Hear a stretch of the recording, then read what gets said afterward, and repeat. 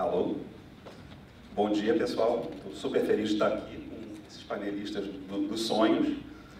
Uma pessoa muito sábia falou que um bom moderador fala pouco e ouve muito. Antes de seguir esse conselho, eu quero só falar 3 coisinhas rapidamente. A primeira delas, a gente está falando aqui de investimento de impacto, e para a gente investimento de impacto é aquele recurso que volta. Ele pode voltar em condições de mercado ou em outras condições, mas de uma forma ou de outra ele volta. Essa é a primeira coisa. A segunda, vai ter em algum momento o QR Code aqui para a gente poder fazer perguntas, a gente vai ter uma rodada de perguntas no final. E por último, explicar um pouco esse painel aqui, por que ele é o painel dos sonhos. Além de serem profissionais incríveis, eles contam um pouco da história do investimento de impacto da Citauri. Então a gente tem a Adriana aqui, que é uma empreendedora pré-plataforma, o Gabriel, representando o Instituto Seining, que foi um instituto que apostou na existência da plataforma, na Constituição, quase um ato de empreendedorismo junto com a gente. E, por último, a Lígia, apresentando o Fundo Vale, que já entrou nessa nova jornada da plataforma, que inclui Blended Finance com capital catalítico também. Tá? Então, agora sim, vou seguir o conselho de falar menos e ouvir mais, e começar perguntando para a Adriana. Hoje, a gente tem que pensar que no último estudo que a gente tem do Pacto Social, que 20% dos empreendedores apenas estão fora do contexto de filantropia, ou seja, eles têm capital, são sustentáveis financeiramente para poder pegar empréstimo, para poder pegar equity, né? É um pool bem pequeno. A gente vê, na realidade, vários projetos que a gente está trabalhando, que instituidores diferentes estão vendo os mesmos projetos. Eu queria saber como que a gente consegue furar essa bolha das organizações de impacto para entrar dentro do pool das possibilidades de serem investíveis. E eu acho que isso tem uma história super interessante para contar até dentro da sua trajetória como empreendedora, por já ter constituído uma organização, ter quebrado a organização e ter reerguido ela. Eu vi um vídeo seu que você fala, tipo assim, agora só senta e chora, aceita. Eu achei ótimo isso. Então, se puder falar como a gente pode furar essa bolha. Primeiro, bom dia, gente. Tudo bem? Ai, gente, que desânimo. Vocês estão bem? Tá tudo bem? Tá bom. Estou muito feliz por estar aqui. Até falei para o Léo que quando eu vi assim de relance a Andréia, passou um filme, porque a Andréia foi uma dessas que eu chorei. Quando eu peguei... lembra, né, Andréia? Chorei muito. Quando eu peguei empréstimo, isso há mais de 10 anos, quando de fato não existia a plataforma, essa solução, né?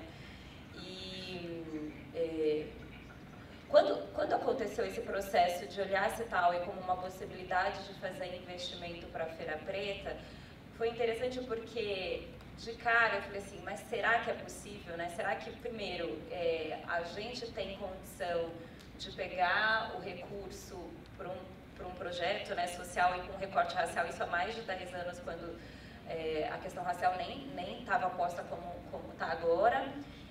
Então eu tive que vencer um processo meu, uma barreira minha de que sim, era possível, e 2, do entendimento também da Citauri em reconhecer a Feira Preta, né, o negócio como uma possibilidade. A gente pegou empréstimo 2 vezes, na segunda foi quando a gente quebrou, e fez um processo de remodelagem, né, para chegar no momento que a gente está hoje. Eu acho que para furar a bolha tem muitas questões. Acho que a primeira delas é a gente ampliar um pouco o campo, porque o campo, sei lá, eu virei a tiazinha do rolê, eu estou há muito tempo nesse campo e eu vejo muito sempre as mesmas pessoas, os mesmos contextos. Eu tenho um pouco, eu sinto falta da gente trazer mais vozes, trazer mais insumos para esse campo. Essa é a primeira coisa. A segunda é que esse é um campo que tem muitos códigos, né? Tipo, você precisa apertar a tecla SAP para entender o que significa, muitas terminologias em inglês. Então, tem uma questão de acessibilidade que para que cheguem mais pessoas, a gente precisa acessibilizar. Não só do ponto de vista do empreendedor, né, muitas vozes para entender o que é esse ecossistema e acessar esse recurso. Do outro lado, é tentar entender, será que existem outras vozes de investimento também? Porque a gente fala muito pouco de pessoas pretas também como investidora, e há pessoas negras que também fazem investimento. Como é que a gente pode fazer um processo para que essas pessoas também venham para esse ecossistema? Eu sinto que a gente precisa deixar esse ecossistema mais sexy, menos bolha e mais sexy, mais pop, mais popular, entendeu? Para poder, de fato, fazer com que as conexões cheguem a muitos lugares. Só foi possível eu pensar na Citaui como uma possibilidade porque em algum momento lá atrás eu acessei a Artemisia e a Artemisia me trouxe. Mas se eu não soubesse o que era a Artemisia, se eu não tivesse me proposto a entender o que é esse campo desse empreendedorismo de impacto. Então, eu sinto um pouco isso, que a gente precisa ter coragem para fazer uma renovação. E essa coragem, ela vai precisar da gente lidar com coisas complexas, né? Coisas que não dá para você colocar debaixo do tapete e falar, isso não existe, não. A gente vai ter que lidar com essas questões complexas de frente para poder enfrentar e, de fato, trazer novas vozes, trazer novas possibilidades desse campo, tanto de quem faz investimento, tanto de quem necessita desse investimento.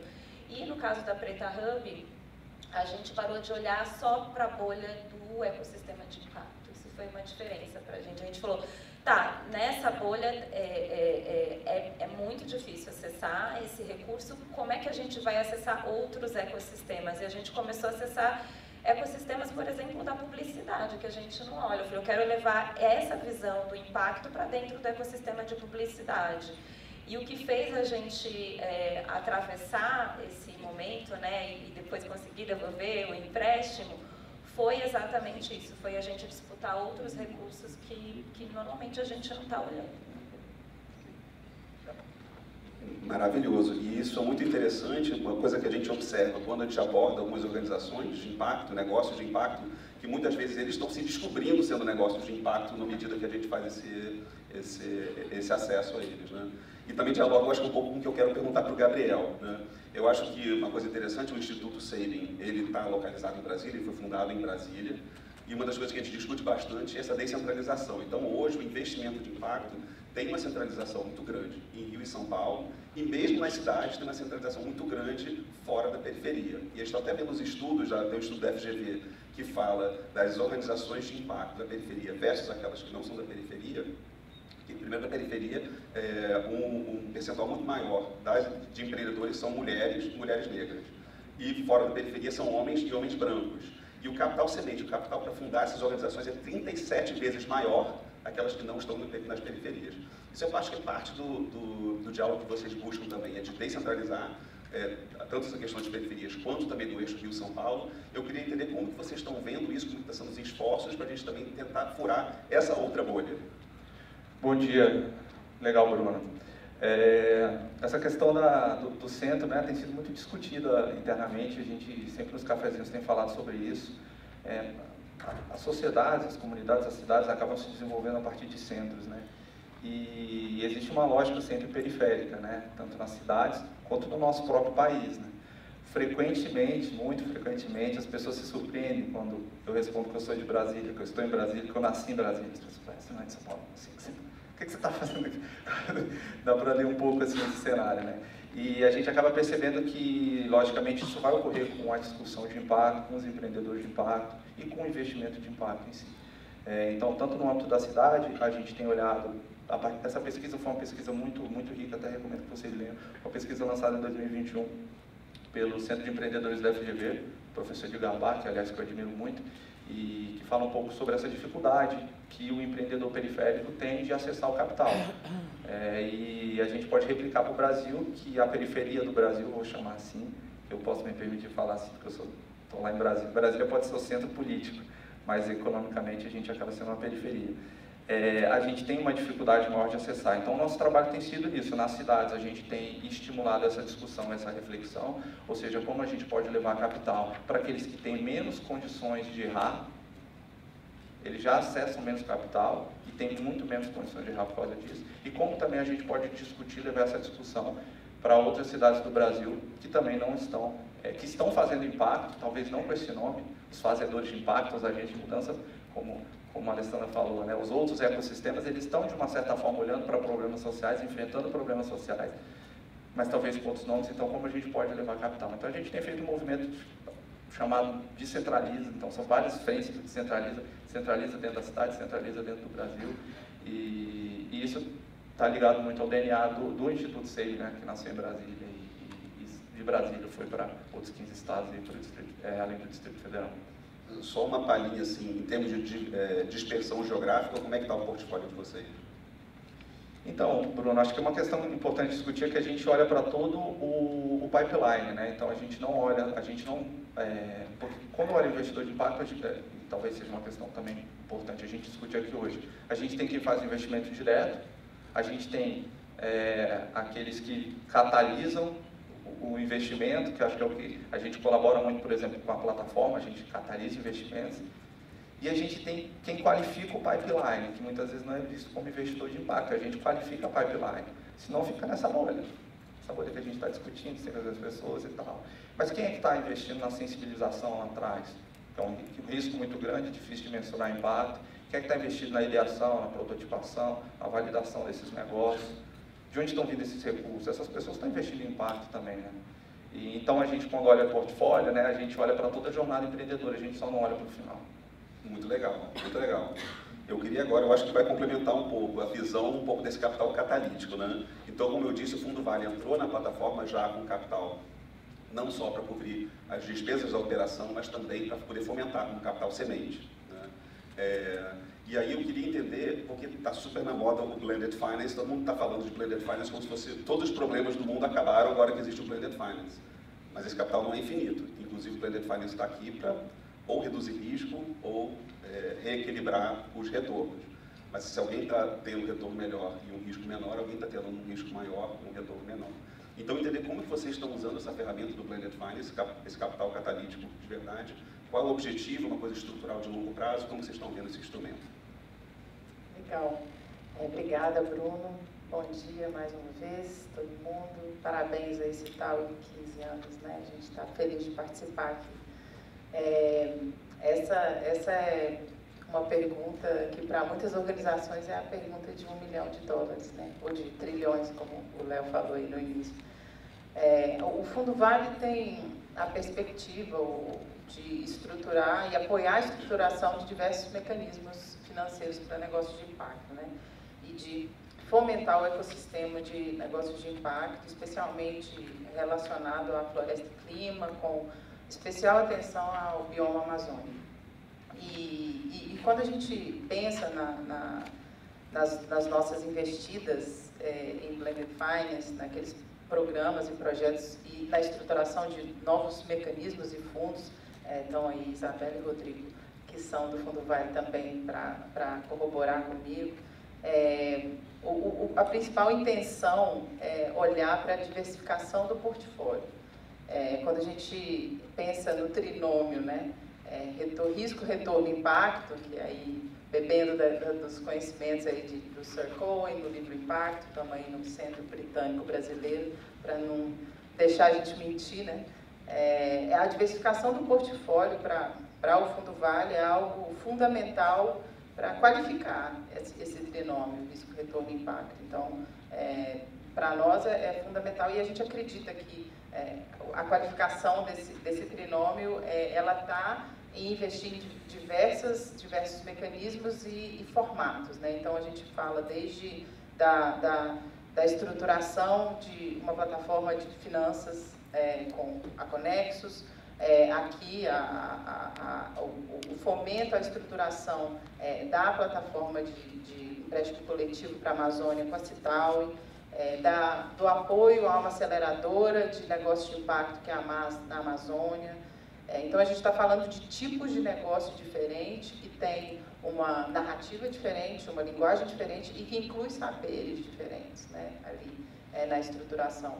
E pensando não só no tipo de negócio, mas no tipo de mecanismo financeiro para esses negócios, a gente é conhecido aí, o Fundo Vale, né, e as nossas intenções, que a gente põe a nossa mão em diversas cumbucas. E para o ecossistema, muitas vezes pode dar a impressão de que é falta de foco, mas é exatamente o foco na diversificação dos mecanismos financeiros que precisam estar adequados à necessidade dos diversos tipos de negócio. Então, o negócio comunitário da cadeia do cacau no interior do Pará, ele tem uma necessidade de financiar, e até uma educação financeira, digamos assim, uma formação para o que é financiamento, quanto eu preciso, que tipo de capital eu preciso, capital de giro, investimento, para maquinário, para ATER, né, a assistência técnica, a diversificação dos mecanismos e dos tipos de negócio, ela está, assim, intrinsecamente ligada à teoria da mudança e aos objetivos do Fundo Vale em pivotar diversos mecanismos ou apoiar que diversos mecanismos de financiamento cheguem aos negócios e cheguem adequados às necessidades desses negócios, à maturidade desses negócios e a conexão. A gente pensa, assim como o sistema natural é biodiverso, o ecossistema de finanças, ele deve ser diverso para atender às necessidades dos negócios da sua jornada de maturidade, né? Da ideação até a escala lá na frente. É um pouco isso. Eu acabei não dando uma explicação muito grande do que é o Blended Finance, né? Que são aquelas finanças híbridas, no qual você usa mecanismos diferentes financeiros para poder oferecer condições diferenciadas para o empreendedor, para a empreendedora e para os investidores. Então, aqui, eu acho que ele dialoga um pouco com o que o Gabriel estava falando da descentralização, que na medida que esse recurso a gente pode oferecer para o empreendedor a uma taxa de 0%. Né? E aí oferece para investidores que estão sendo construídos, é um público novo, em condições de mercado, vira um blend, né? Vira um capital híbrido, e permite que a gente acesse justamente essa questão da descentralização, lugares mais remotos. Eu acho muito interessante que todos os diálogos eles estão conectados de uma maneira ou de outra. Eu ia pedir, antes de fazer a próxima pergunta, eu não sei se é um QR Code ou como é que vai ser que as pessoas vão fazer. Ah, tá, perfeito. Perfeito. Então, podem mandar as perguntas, porque a próxima pergunta vai ser um pouco provocadora, na realidade. Não sei se está todo mundo percebendo isso. A sensação que eu estou é que os eventos presenciais voltaram com tudo, né? E a gente está indo um atrás do outro, e é delicioso reencontrar os colegas, reencontrar os amigos, mas eu sinto que aqui a gente ainda está num lugar de... Existe um verniz social, existe uma cordialidade, e muitos temas que deveriam ou poderiam estar sendo abordados não estão, né? Então eu queria que a gente tivesse aqui, a gente pensasse quais são os temas que dentro do nosso conforto de falar aqui, são temas que vocês estão sentindo falta de serem abordados, de repente alguns tabus até.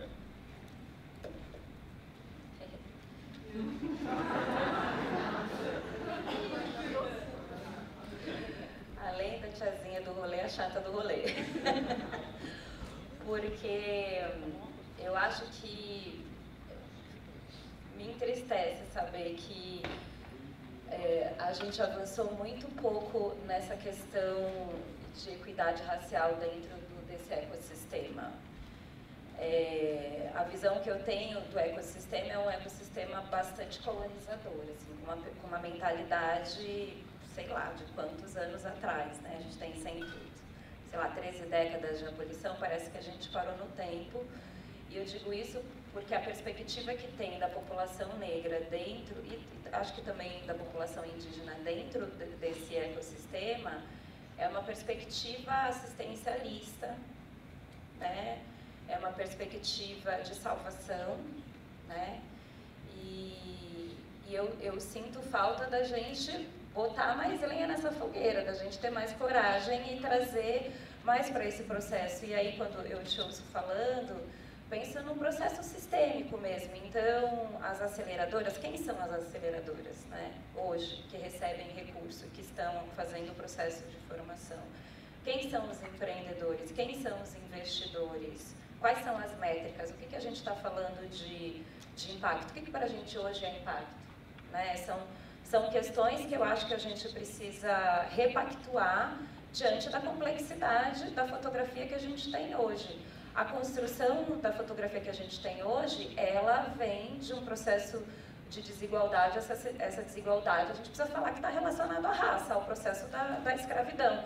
E eu vejo os problemas não só aqui no Brasil, mas em outros lugares, sendo construídos muito com a fotografia do presente, sem olhar o que aconteceu lá atrás, e como o que aconteceu lá atrás, ela vai atravessar todos os nossos dias, todas as nossas tomadas de decisão. A gente precisa falar de formação de público para esse ecossistema, trazer mais pessoas pretas.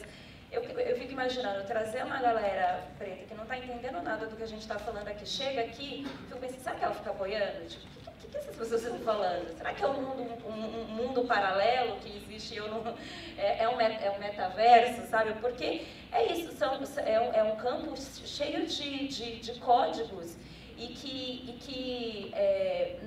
eu acho que na nossa mentalidade a gente vai ter que fazer um exercício de estar sempre trazendo uma perspectiva decolonial para poder trazer mais vozes para esse ecossistema. Mas eu vejo muita gente falando sobre, mas eu não vejo a gente fazendo sobre. Então, qualquer lugar que eu vou, cara,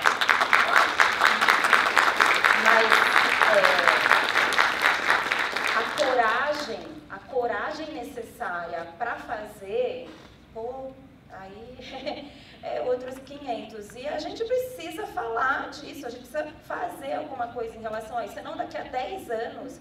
Eu fui num evento na semana passada de 10 anos, então era 10 anos que eu também estava acompanhando o movimento. E eu olhei e eu falei, puxa, tá muito parecido com 10 anos atrás. Minha filha nasceu tem 10 anos e tá muito parecido. Eu pensando, daqui a 10 anos vai ser a mesma coisa, as mesmas pessoas falando as mesmas coisas. E quando a gente olha os indicadores de transformação, o ponteiro não está mudando para uma parcela da população. E a gente precisa falar sobre isso e precisa fazer alguma coisa sobre isso. A gente precisa repactuar, precisa ter coragem para fazer isso. Dói pra cacete, quero dizer que dói, tá? Não é fácil fazer isso. Mas eu quero, por exemplo, daqui, sei lá, 10 anos, que essa sala tenha pelo menos a proporção do que representa a população negra no Brasil. Pelo menos a proporção do que representa a população negra. Porque aí sim a gente vai falar de uma perspectiva de equidade.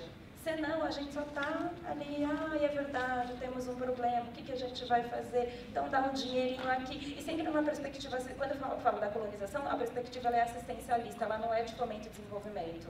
A gente precisa falar de dinheiro de milhões para a população negra, não é 50 mil. 50 mil não vai resolver a nossa vida, gente. 50, 100 mil não vai resolver a nossa vida. Como é que a gente vai se pensar no futuro? Como é que vai fazer a formação dessas pessoas?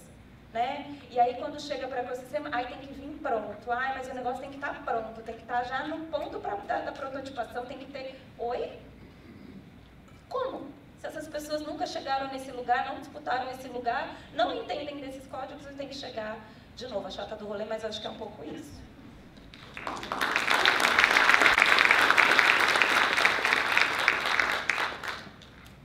Eu acho que a gente está super alinhado, né, nesse aspecto. E eu trouxe dois temas que eu já vejo que não são discutidos, né? Falando de desigualdade, a desigualdade regional, territorial, uma desigualdade que não é discutida, é invisível, na verdade, ela não é percebida e talvez comece a ser percebida com essa provocação de hoje. Um outro ponto que eu já adiantei também, né? Eu vou falar alguns assim, porque quando fala de assuntos polêmicos, me vem muitos na mente, né? Quando que a gente vai começar a entender que os qualificadores de pipeline são investidores de impacto também? Como é que essas pessoas vão entender esse rolê? Quem é que vai bancar? Quem é que vai colocar dinheiro lá? Porque é um dinheiro filantrópico, é um capital, a gente vai ter um painel para falar de filantropia, mas essas pessoas estão investindo no impacto também, essas organizações são reconhecidas. Eu vejo talvez uma questão que não é muito discutida, que é o processo colaborativo. O processo colaborativo ele é muito romantizado, né? A gente fala muito de colaboração, vamos lá, estamos juntos, é isso aí, e que é muito importante a colaboração. A gente trabalha de uma forma colaborativa e um dos nossos princípios lá é a colaboração, a gente confia na colaboração. Mas colaboração é dificílima, cara, é dificílima. Quando você está falando de institutos e fundações, é dificílima, é quando você vai colaborar com uma empresa, é quando você vai colaborar com o governo e com a academia, é super difícil. E as pessoas, para evitar discutir sobre isso, elas simulam uma colaboração e cada um corre para o seu lado, e o que a gente acaba vendo? Essa sobreposição de investimento ocorrendo, cada um fazendo o seu, a gente vai se reúne aqui, todo mundo fala, não, vamos seguir esse caminho, aí todo mundo volta para os seus institutos de fundações e cada um vai fazer o seu. Então a colaboração é muito difícil, a gente talvez precise começar a falar, tá, ok, é foda, minha cultura é diferente da sua, meu tempo é diferente da sua, minha linguagem é diferente da sua, mas de que forma a gente pode, de uma certa forma, construir, atravessar isso, aguentar isso, suportar isso no médio e longo prazo? E por fim, uma outra questão também importante é que não sei se é polêmico, mas acho que isso tem que ser falado, é a visão curto-prazista que a gente está discutindo impacto no Brasil. O impacto não se faz no curto prazo. O segundo setor trabalha no curto prazo, o segundo setor brasileiro, né, as empresas brasileiras, o empresário brasileiro, impacto não se faz no curto prazo e a gente tem que ter paciência para o impacto ocorrer. E me parece que não está tendo muito essa paciência. Bom, primeiro agradecer as contribuições e essa reflexão, aproveitando um pouco do que vocês dois já colocaram, trabalhar inclusão e diversidade, a dor, o assunto muitas vezes não dito, tabu, ou que é perpassado, assim, mas que não é olhado com centralidade nos mecanismos financeiros, especialmente para clima, para a floresta. Muito disso que você está falando, Adriana, da linguagem.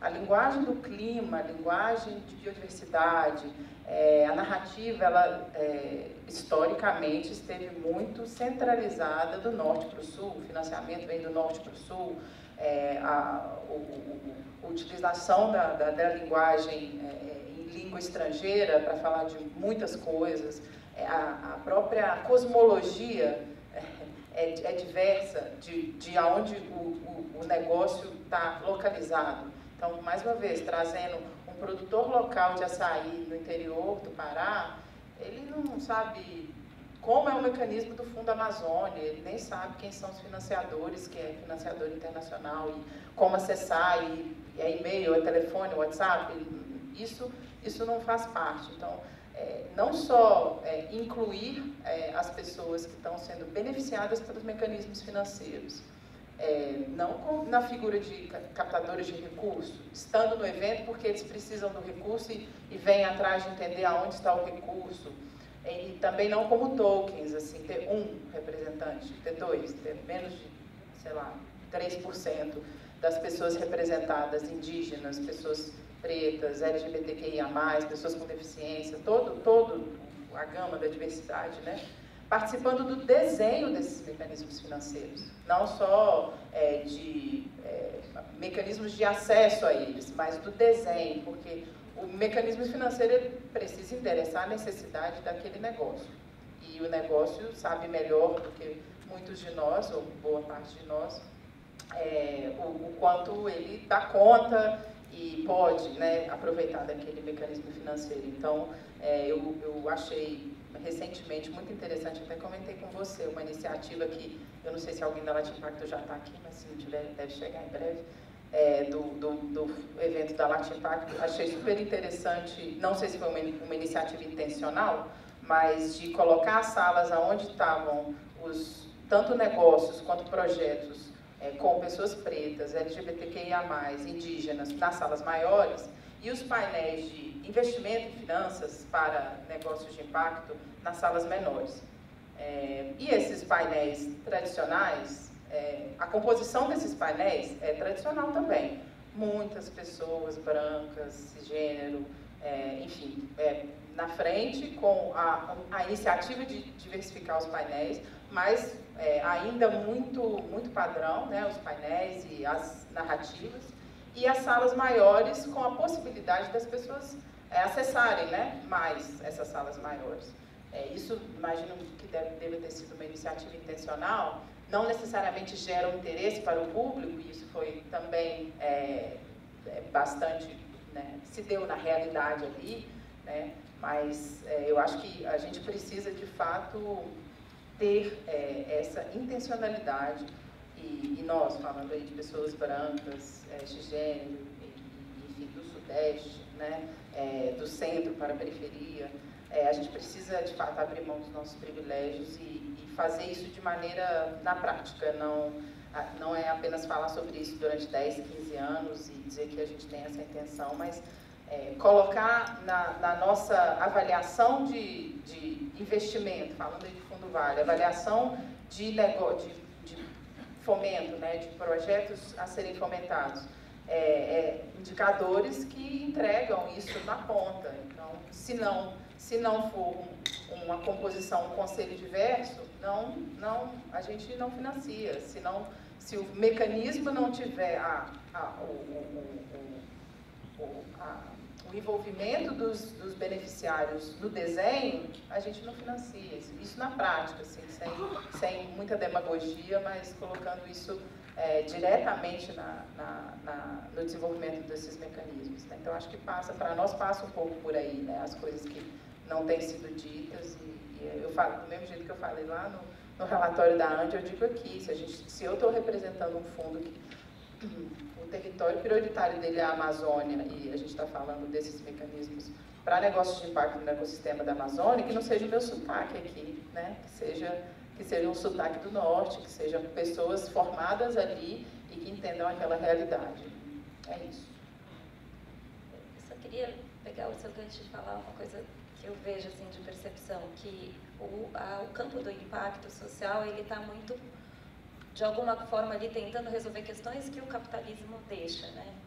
Só que quando você vai para esse campo capitalista, para as corporações, você consegue ver que algumas coisas foram avançadas assim, dentro das empresas. Hoje tem políticas de diversidade, tem programa de empregabilidade, tem métricas, tem indicadores, tem um monte de coisa. Inclusive tem projetos hoje interessantes de revisão de contrato, né, contrato compliance a partir de uma perspectiva de combater o racismo na, sei lá, cadeia de valor, entendeu? Eu fico pensando como é que a gente pode trazer o que se avançou dentro do corporativo para dentro do sistema do campo social, de impacto social. Se vocês forem prestar atenção, tem poucas pessoas negras trabalhando. Por que a gente não fala de empregabilidade dentro desse ecossistema? A gente fala da perspectiva, porque o empreendedor está... Mas e as pessoas, né, para fazer para ajudar a construir, para fazer o processo da tomada de decisão? Eu lembro de um processo que a gente foi fazer de crédito com um banco, e aí eram 240 empreendedores, de 240, só 40 tinha passado lá no crivo do banco. Eu falei, mas por quê? Um processo, sei lá, negativado, alguma coisa? Não, era porque o robozinho que fazia análise de crédito não identificava os CEPs em regiões periféricas. A programação, o racismo, o algoritmo, já ali... Então, mas assim, por que não tinham pessoas negras ali para, sabe...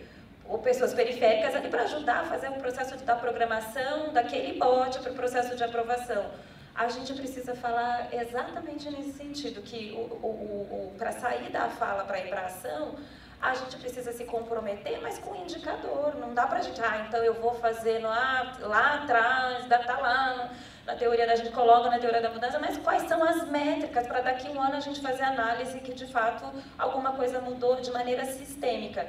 E quando você traz né, desse processo da sobreposição, a sobreposição ela tem trazido uma questão que também a gente não fala, né, que é a questão do canibalismo.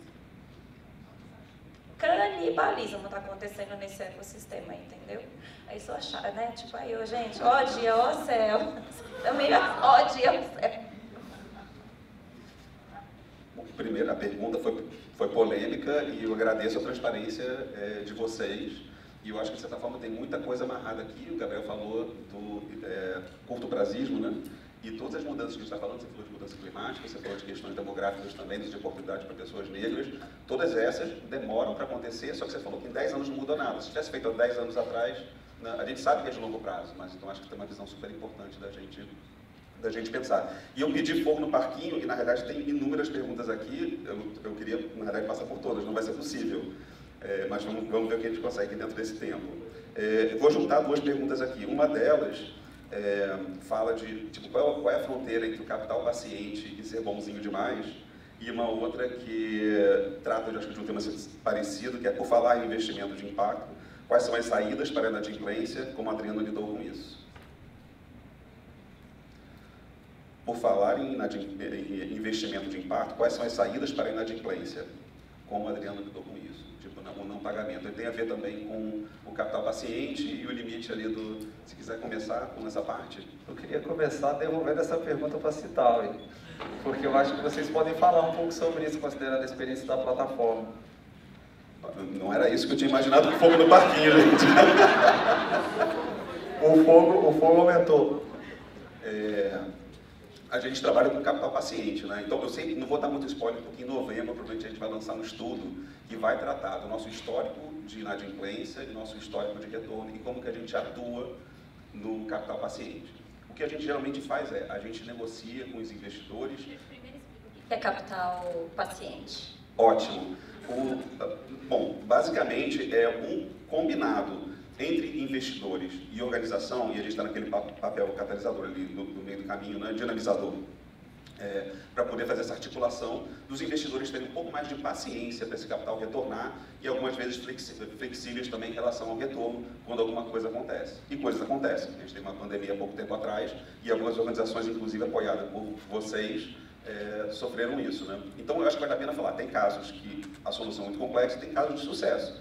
Junto à carteira do Instituto Saving, a gente teve, posso falar que é um caso de super sucesso, é o Status 4, que é uma que recursos de doação do Instituto Saving foram usados para pagar algumas parcelas, depois a gente negociou um prazo maior para o retorno do repagamento da Status 4, uma empresa de impacto incrível, e eles conseguiram, pós-pandemia, recuperar os clientes que eles perderam e quitaram a dívida com tudo atualizado, né?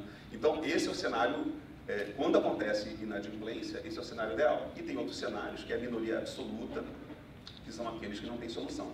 Hoje, a gente tem, das 32 organizações que estão na nossa carteira, 2 estão em situação de bastante complexidade. Uma, a gente sente que tem uma solução no horizonte, e a outra não tem. Então, a gente está falando também de um pedaço menor, mas é uma articulação, a gente não acredita somente no capital chegando nessas organizações, a gente precisa fazer assistência técnica, capacitação dos empreendedores também. Como a pergunta mencionou você especificamente, você quer falar sobre como foi a sua experiência? Só para não perder esse gancho da resposta do Bruno, porque a pergunta foi, né, qual o limite entre capital paciente e ser bonzinho demais, né? Porque é isso, né? Eu acho que é muito difícil para quando se trabalha com investimento de impacto, às vezes, nem sempre, aliás, é minoria, você identificar até quando a intenção daquele empreendedor é gerar impacto e até quando, em determinado momento, ele está usando aquela circunstância com outros valores, guiado por outros valores diferentes do impacto, interesses diferentes do impacto. E é muito difícil descobrir, né, esse limite. A gente, enfim, tem uma experiência concreta, não vou falar o nome, mas tem uma experiência muito concreta, que a gente fica se perguntando, né, até que ponto o capital paciente é necessário ali, ou até que ponto aquele empreendedor / empreendedora não tem boas intenções, né? Então, eu não tenho essa resposta, mas vale a reflexão da gente observar isso, que nem tudo no guarda-chuva de impacto é positivo, né? Eu acho que a gente, às vezes, isso é um outro... Desculpa, né? Só voltando à pergunta anterior do Parquinho, eu acho que a gente tem que... Eu vim da academia, na academia eu achava que o ego era muito inflado, e o nosso setor tem um ego tão inflado quanto a academia, que a gente tem que reduzir um pouco o ego, entender que a gente não é insensado, a gente não é superior a ninguém, nenhum outro setor por trabalhar com impacto.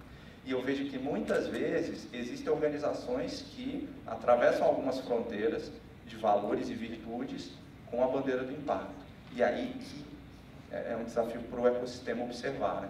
Quem é que está de fato usando essa bandeira com outros fins e quem é que de fato usa essa bandeira de uma forma muito positiva, como a Adriana faz isso há anos, você não é a chata da baleia.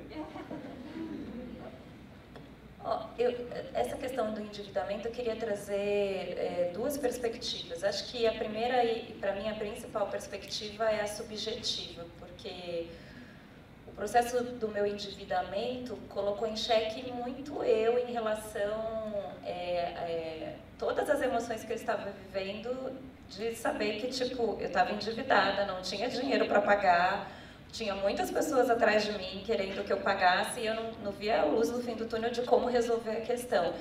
E contar reconhecer um processo subjetivo, pedir ajuda numa dimensão psíquica, para mim foi o primeiro passo, assim, para eu não chegar na Andréia e chorar toda vez que eu sentava com ela para a gente negociar qual era o plano que a gente ia fazer para poder fazer a devolução do dinheiro. E eu acho que os créditos, né, esse crédito paciente, que eu nem sabia que tinha esse nome, deveria trazer essa dimensão humana para o processo. não só o plano de como vai resolver. Posto essa parte subjetiva humana, aí a gente vai para a parte técnica, que é uma negociação que passa por um processo de acordo mesmo, de entendimento, de negociação com os credores. Uma série de coisas foram acontecendo. Acho que eu levei 2 anos, nem me lembro mais, mas acho que eu levei 2 ou 3 anos para poder fazer a devolução. Mas nesses 2 ou 3 anos foram muitos aprendizados de negociar com cada credor.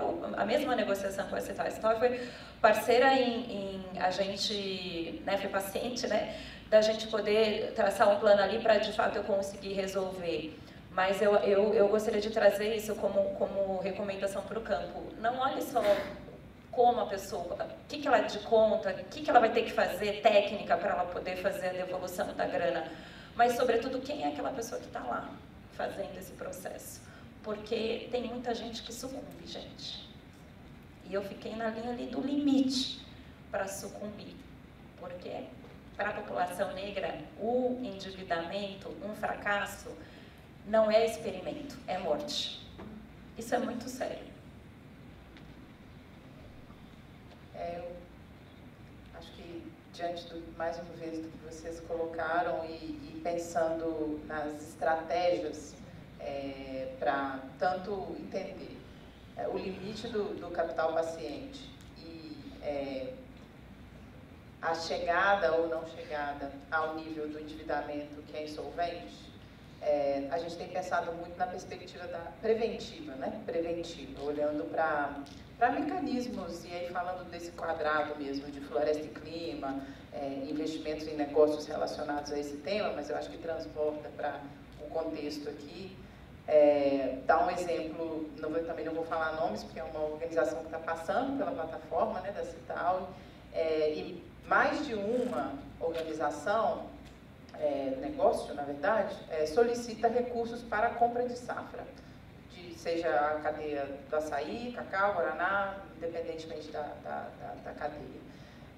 E observando a agudização da crise climática e o quanto isso impacta na produção, seja de qualquer uma dessas cadeias, quando o negócio vem solicitar o recurso para a compra de safra, a gente entende que existem outras organizações, um arranjo maior do que simplesmente o recurso chegando para a compra da safra. Mas é preparar esse empreendedor, ou esse grupo, ou esse negócio comunitário, essa associação, para receber esse recurso, entendendo que, caso a safra quebre, ou caso a gente tenha, né, o cenário da safra quebrando daqui a 2, 3, 5, 10 anos, por consequência do aquecimento, ou da seca, ou da falta de água, que seja, a gente já traz uma solução no arranjo. Então, assim, tem um mecanismo, tem um projeto, uma plataforma, na verdade, que é desenvolvida pela Embrapa, que apoia e que o Fundo Vale tem conhecimento, porque está ali também trabalhando nesse ecossistema, tem conhecimento de que essa plataforma de análise de cenário para essa cadeia está sendo desenvolvida ali na Embrapa. A gente tem esse contato, traz isso aqui, apresenta para esse empreendedor, para ele pensar, será que eu preciso desse dinheiro para a compra de safra? Ou se eu pegar essa quantidade de dinheiro para a compra de safra e der quebra, como eu vou fazer para sair desse lugar? Então, tem esse mecanismo de planejamento aqui que você pode conectar e utilizar, enfim, para fazer o seu planejamento, que, mais uma vez, falando da linguagem, da inclusão, muitas vezes algo que o produtor que está lá na ponta, ele não sabe o que está acontecendo, não tem acesso.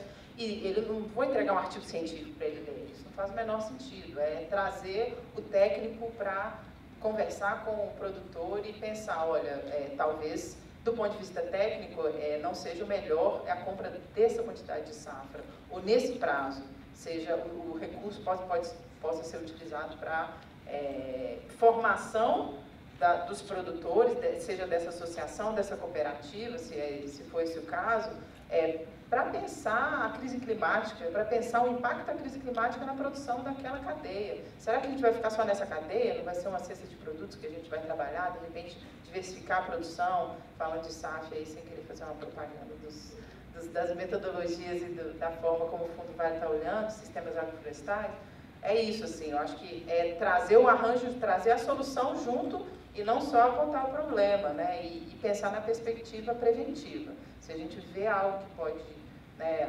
apoiar lá na frente, ainda que não esteja dentro do escopo do projeto, né, que é a plataforma de empréstimo coletivo digital, a gente traz o ator do ecossistema para acoplar ali e na perspectiva da cooperação, que é algo que a gente também tem desafios imensos aí, né?